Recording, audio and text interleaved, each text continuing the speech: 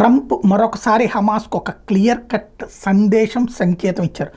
జనవరి 20, 2025 లోపు బందీలందరినీ విడుదల చేయకపోతే నేను గర్వంగా అమెరికా అధ్యక్షుడి బాధ్యతలు స్వీకరించే తేదీ, అక్కడ పశ్చిమాసియాలో మరి మానవాళికి వ్యతిరేకంగా ఈ దురాఘాతాలకు పాల్పడిన బాధ్యులనికి చెల్లించడానికి నరకం ఉంటుందని హెచ్చరించారు.